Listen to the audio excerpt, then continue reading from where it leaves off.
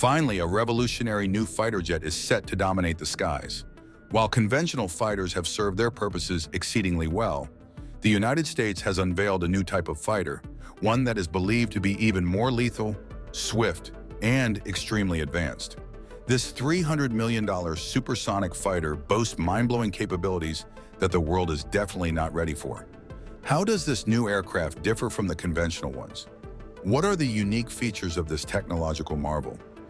Join us as we explore the mind-blowing features of the United States Air Force $1 million supersonic fighter that was recently unveiled. The argument concerning heavy fighters is not just about better radar, but also better system support for the pilot, including all-weather capability, precise navigation, electronic countermeasures, data linking for improved awareness, and automation to reduce pilot workload. This made sense because the pilot is the most crucial factor in a fighter's effectiveness. Historically, a few outstanding pilots have accomplished more missions, making the deadliest missions look seamless. And the goal was to make every pilot even more effective. This idea led to the development of the F-14 Tomcat and the F-15 Eagle. While technology supporting the pilot was a valid point back in the 1970s, this advantage has, however, not persisted due to the continuous evolution of technology. These inevitable changes have led to improved engine performance and compact electronics that have allowed lightweight fighters to have similar pilot-enhancing features from the 1980s onward. Modern light fighters are also capable of carrying effective weapons, including BVR missiles, and have similar combat range and persistence. They maintain their classic advantages of surprise, numbers, and maneuverability. A light fighter is a fighter aircraft that is on the lower end of weight, cost, and complexity. Despite being lightweight, it retains essential features to ensure it performs well and remains cost-effective. During the Second World War, there were several debates over the best size, weight, and engine number for fighters. Light to medium-weight fighters proved to be very effective in combat due to their speed, maneuverability, and cost efficiency. These fighters often outperformed heavier ones and were more cost-effective, allowing for larger numbers to be deployed. Some single-engine fighters like the P-51 Mustang and A-6M0 could match or exceed the range of heavier twin-engine fighters. The light fighter class began in the 1920s due to concerns about the increasing size and cost of frontline fighters. During the late 1920s and 1930s, light fighters received a lot of attention, especially in France. An early attempt was the French Air Force's Jockey Interceptor program from 1926. Several aircraft like the Nieuport Delage, ND-48, and Amiot 110 were tested but didn't do well as they didn't offer much improvement over existing models. Similarly, the British in the late 1920s sought a fast, short-range interceptor with their specification F-20/27. The de Havilland DH-77 and Vickers Jockey were among the 7 designs considered but were not produced, with the faster Hawker Fury being chosen instead. Even though the French Jockey program did not succeed, the French returned to light fighters in the 1930s to expand their aircraft fleet and counter the growing German Air Force. They focused on lightweight wooden fighters that could be produced quickly without affecting other aircraft production. By the mid-1930s, they had developed prototypes with fixed and then retractable landing gear. The most produced of these was the Caudron C-714, which began delivery in early 1940, though less than 100 were made before France fell. Despite being underpowered, Polish pilots in France used it out of necessity. In 1952, Northrop also started working on a fighter project called the N-102 Fang. It had a delta wing and a single engine. However, the proposed General Electric J-79 engine was very heavy, which would make the aircraft large and costly. In 1953, General Electric introduced a smaller engine that weighed about 400 pounds and could produce 2,000 pounds of thrust. This smaller engine gave Northrop the idea to design a smaller fighter. Northrop's VP of Engineering, Edgar Schmood, and Chief Engineer Welko Gasich decided to create a small, twin-engine fighter known as the N-150X. The project, which started in 1954, aimed to develop a small supersonic fighter jet that could operate from the U.S. Navy's escort carriers. When the Navy chose to use larger fleet carriers instead, Northrop continued developing the N-156 with its own funds and aimed it at the export market, renaming it the N-156F. In the mid-1950s, the USAF wanted a new supersonic trainer to replace its old Lockheed T-33s. Northrop decided to enter the N-156 into this competition, competing against the two-seat version of the North American F-100 Super Sabre. Although the F-100 was not ideal for training, Northrop's cost comparisons were convincing, leading to them receiving a contract in June 1956 to build 3 prototypes, called YT-38s. The first YT-38 flew for the first time on April 10, 1959, with test pilot Lou Nelson at the controls. The T-38 quickly became popular, with the first production models delivered in 1961. It served alongside the Cessna T-37 Tweet and was produced until 1972, with over 1,000 T-38s built plus 2 prototypes. About 50,000 military pilots have trained on the T-38. The USAF is one of the few forces still using supersonic trainers, unlike others like the US Navy, which uses subsonic trainers. In 1962, the T-38 set records for climb times at various altitudes, although these were soon surpassed by the F-4 Phantom. Most T-38s built were of the T-38A type. Some were converted to the AT-38B variant for weapons training, equipped with a gun sight and capable of carrying guns, rockets, or bombs. As of September 2017, 502 T-38s were still in use by the USAF, with many more operational worldwide. Most T-38s have been upgraded to the T-38C with new avionics, including a head-up display, satellite positioning, navigation system, and collision avoidance system. Some aircraft are also receiving structural upgrades and new wings to extend their service life to 2029. The fighter version of the M156 became the F-5 Freedom Fighter under the U.S. Military Assistance Program. Many F-5s are now used for weapons training. The F-5G, an advanced single-engine variant later renamed the F-20 Tiger Shark, is similar to the Kausar, an aircraft developed in Iran and announced in 2018. The Northrop T-38 Talon has a standard design with a small, low-set wing, a single vertical stabilizer, and a tricycle landing gear.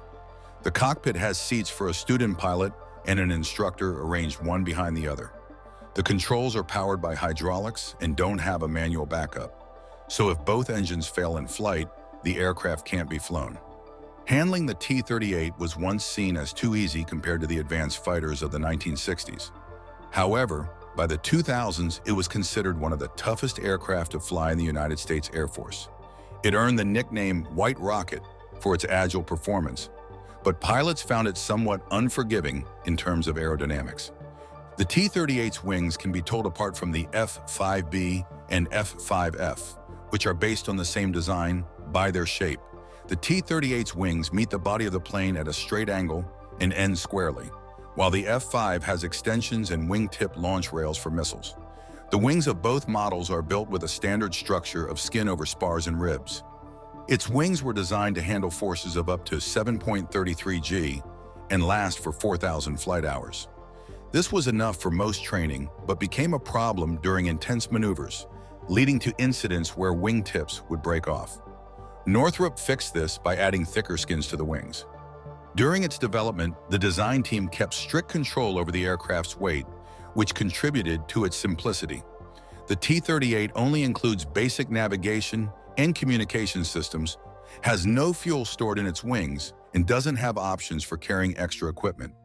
Its 2 General Electric J85/5A turbojet engines are housed inside the fuselage to reduce drag and aerodynamic issues. Each engine, while producing up to 3,850 pounds of thrust, is compact and light, weighing under 600 pounds. Air flows to the engines through intakes at the wing roots, and the twin-engine setup was chosen to enhance safety. To make the T-38 even more easy to maintain, several design choices were made. Instead of removing the vertical fin when changing an engine, it was fixed directly to the central structure. Instead, the horizontal stabilizer and the rear part of the fuselage could be taken off by unscrewing a few bolts and disconnecting 2 rods that link the pilot's control stick to the stabilizer's hydraulic system. To simplify hydraulic connections during engine changes, The hydraulic pump and other components were mounted on the fuselage and connected to the engine by a short shaft. Internal check valves helped keep hydraulic fluid from leaking. The engines were mounted on rails on either side of the central structure, allowing ground crews to remove and replace an engine in about an hour. This set the pace for the development of an even more advanced supersonic airfighter, and recently the United States Air Force announced its $300 million supersonic stealth jet. This jet, fondly known as the Red Hawk for its agility, is truly one of a kind. The Boeing Saab T-7 Red Hawk, originally called the Boeing TX or Boeing Saab TX, is an advanced jet trainer developed by Boeing and Saab. In September 2018, the U.S. Air Force chose it to replace the Northrop T-38 Talon as their advanced jet trainer. The United States Air Force Education and Training Command started planning for a replacement for the Northrop T-38 Talon around 2003. The new trainer was expected to enter service by 2020. After a T-38C accident in 2008 fatally injured its crew, the USAF moved the initial operational capability date to 2017. However, in the 2013 budget proposal, the IOC was delayed to 2020 with the contract expected by 2016. Budget cuts and other modernization priorities pushed the IOC to 2023 or 2024. Despite not being in the 2014 budget, the trainer remained a priority. Boeing partnered with Swedish company Saab to compete for the T-7 program. On September 13, 2016, they unveiled prototypes of the Boeing TX, a single-engine jet trainer with a twin-tail, tandem seating and retractable landing gear, powered by a General Electric F404 engine. The first TX flew on December 20, 2016.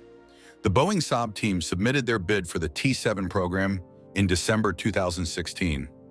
In September 2018, the Air Force chose Boeing's design for a program worth up to $9.2 billion to buy 351 aircraft, 46 simulators, and support, with options for up to 475 planes. Boeing took a $691 million pre-tax charge, partly due to the TX program. In May 2019, Saab announced it would open a TX manufacturing facility in Indiana with Purdue University. In September 2019, the USAF named the aircraft the T-7A Red Hawk to honor the Tuskegee Airmen and the Curtiss P-14 Warhawk. The T-7A entered production in February 2021. Saab delivered parts to Boeing's St. Louis plant in 2021, and the Indiana facility will produce the aft section and subsystems. Saab also contributed to the creation of this jet by developing a new software to make the T-7 cheaper and faster to build. The digital engineering process allowed the first test flight within 36 months and streamlined production. The first production T-7 was completed in April 2022. In May 2023, a Government Accountability Office report highlighted software and safety issues, delaying the next production decision to February 2025, though Boeing planned to start production in early 2024. The first production T-7A flew in June 2023. Eventually, in September 2023, the first Red Hawk was sent to the USAF and deployed at Edwards Air Force Base for testing. Additional units are expected, with assembly of production models starting in mid-2024. The T-7's design allows it to take on future roles such as aggressor and light attack/fighter missions. It is built for high-G, high angle of attack maneuvers, and night operations, with easy maintenance in mind. The aircraft uses a single GE 404 turbofan engine, producing 3 times the thrust of the T-38 twin jet. Boeing aims to sell over 2,700 Red Hawks worldwide. Besides the USAF, they are targeting Serbia to replace its G4s and J-22 trainers, and Australia to replace 33 BAE Hawk MKO 127 trainers through the Royal Australian Air Force Lift program. The T-7B variant is a contender for the United States Navy's Tactical Surrogate Aircraft program, with a possible sale of 64 aircraft. This aviation company has also pitched the T-7 to the Brazilian Air Force, and the Japanese Air Self-Defense Force is interested in it, or a similar derivative to replace their aging Kawasaki T-4 jet trainers. By November 2023, the USAF was considering turning the T-7 into an armed combat aircraft, potentially called the F-7, to provide similar capabilities as a fourth-generation fighter. This could help maintain force numbers as F-16s retire and replace older Northrop F-5 and Dornier Alpha jet models in the export market. Boeing plans to offer this armed version to replace aging fleets around the world. However, several nations have expressed their skepticism regarding light aircraft because superior technology is often cited as a major advantage for heavy fighters. The argument is that heavy fighters have better radar range and longer range beyond visual range missiles. This radar advantage is a key reason for heavy fighters, but it hasn't proven significant in air combat history. Long-range BVR missiles are often unusable or unreliable, and the larger missiles reduce performance and range. Between 1958 and 1982, in 5 wars, there were 2,014 missile firings in air combat, but only 4 BVR kills. Due to lower costs, modern light fighters are used by many smaller nations. Even for wealthy nations, the choice of fighter aircraft in terms of weight, complexity, and cost is strategic. For instance, while the F-16 is considered good or better than the F-15, fielding and maintaining an F-16 force is about half the cost of the same number of F-15s. The U.S. Air Force reports the operating cost per hour of the F-16C to be about $22,500, compared to $41,900 for the F-15C. Maintaining pilot proficiency requires 200 to 400 flight hours per year. Lanchester's laws suggest that the technical superiority of heavy fighters doesn't always translate to winning wars. For instance, the superior German Messerschmitt Me 262 jet fighter in the Second World War, which was flown by top pilots, still suffered heavy losses and couldn't change the course of the air war over Germany. Such considerations are important for future military planning and deployments. Debunking the myth of underperformance, a well-designed light fighter can match or outperform heavier aircraft in many missions, but at a lower cost, making it strategically valuable. In recent years, some manufacturers have started using the term light fighter to refer to light air-to-ground attack aircraft, often modified from trainer designs. These are known as light combat aircraft and sometimes include multi-role light fighters. Since 1926, the concept of light fighters has been an ongoing part of fighter aircraft development, with some notable designs being widely used. The main goal of designing light fighters is to meet standard air-to-air combat effectiveness at minimal cost. Key criteria include the ability to surprise the enemy, achieving numerical superiority in the air, superior maneuverability, and effective weapon systems. Light fighters often have smaller visual and radar signatures, giving them a surprise advantage. Their lower cost and higher reliability allow for more of them to be produced within a budget. While they typically carry fewer weapons than heavier fighters, their maneuverability and surprise advantage help them use their weapons more effectively. The need for low-cost, small fighters first appeared between the First and Second World Wars, with instances like several RAF interceptors and French jockey aircraft. These very light fighters didn't succeed in the Second World War because they were too limited in performance. During World War II, the term small fighter was used for single-engine aircraft with competitive performance, range, and armament, but without unnecessary weight and cost, similar to today's lightweight fighters. Modern light fighters are designed to meet the main criteria for air-to-air combat effectiveness. Light fighters are hard to see visually and on radar, making them better at surprising the enemy. In past combats, about 85% of air-to-air kills happened because the victim didn't see the attacker in time. Pilots prefer the advantage of seeing the enemy first. Small fighters like the F-5 and F-16 have smaller visual profiles compared to larger ones like the F-15, giving them an edge in spotting the enemy first and setting up the first shot. Smaller radar signatures also help light fighters stay undetected longer. These light fighters also cost less to buy and maintain, allowing more of them to be fielded and kept ready for action. More fighters in the air increase the chances of success. Lower costs also mean pilots can train more, improving their effectiveness. For example, operating costs for light fighters like the F-16 are significantly lower than for heavy fighters like the F-15. They are more maneuverable, making it easier to get into a good position to fire. They achieve this with lower wing loading, higher thrust-to-weight ratios, and better aerodynamics. While heavy fighters like the F-15 can be competitive, light fighters like the F-16 often perform better in dogfights due to their agility. However, they typically carry fewer weapons than heavy fighters, but they can still be very effective. Modern light fighters like the F-16 and JS-39 Gripen carry similar cannons and air-to-air missiles as heavier fighters. Combat is usually quick, so a modest weapon load is often sufficient. The key to effectiveness is not the amount of weaponry, but the ability to achieve quick, decisive kills. Thanks for watching. While you are still here, click on the link on your screen to check out another of our videos. See you there!